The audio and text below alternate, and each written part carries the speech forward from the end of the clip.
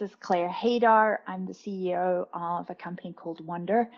We're all about the future of work, and naturally within our current COVID reality, everything that we do as a company is really critical, and we're finding that we're having some of the most exciting and interesting conversations that we ever had with customers. And one of the recurring questions that's consistently coming up from our customer base right now is, what do you see as the roadmap for the future of work for the next 12 months?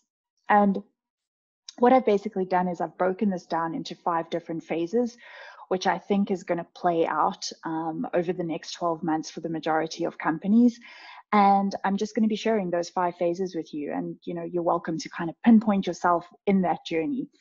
So I think, when everybody is forced into a situation where they have to work from home, the first thing that people go to, and you can actually see this happening in work right now, and this is very much where people focus their money, their resources, and their time during that first 3-month period is, do my employees have the basics? Do they have a desk? Do they have a computer? Do they have a laptop? Can they communicate? And you can see already there's, very large organizations have immediately reallocated budgets to this and are spending in this area. I think the very next wave that we're going to see that's going to start emerging 3 months into this COVID journey is a focus on security, because as the 3 months play out, people are going to start realizing, hang on a minute, here's a gap, here's a hole in the organization. This is where we don't have visibility. This is where we don't have transparency. How are we tracking up our people? There's going to be a definite period of panic. And so I think there's going to be a massive surge in surveillance tools and employee surveillance tools. A lot of negative, but also a lot of good can come out of that.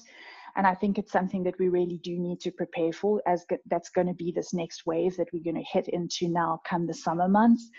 And then I think phase 3 comes after that. And this is where people are going to start realizing that communication really does trump everything. You know that at an intellectual level when you work in an office, but when you're actually on the ground and having to do it in a virtual environment, it's very different. And you realize that the communication dynamics as well as the communication tools really have to be tailored and designed specifically for virtual work. And so I think particularly during months 6 to 9, kind of like in, the fall in the Northern Hemisphere and moving into spring of the Southern Hemisphere of this year, so September onwards, we're going to really be seeing a very, very big buy-in and budgets being pivoted around communication optimization for remote work.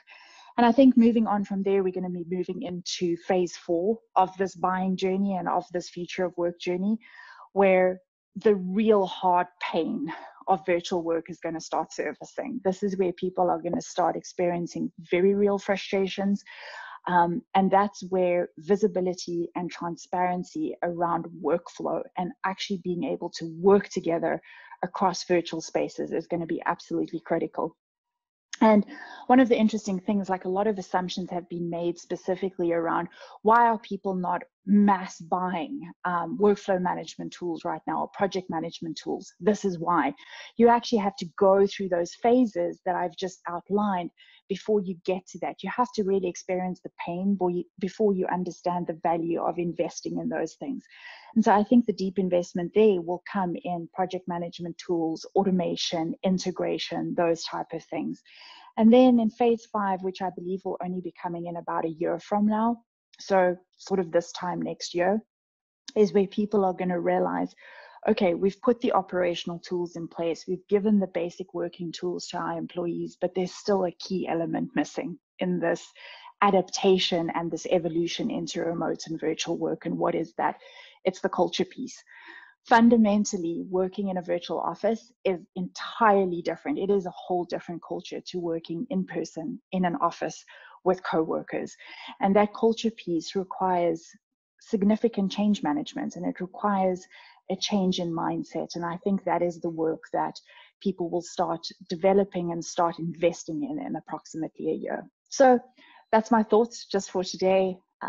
Really hope to be back with you guys soon in about a week with some more meanderings and thoughts as I ponder and read across this ever-changing world that we're currently functioning in.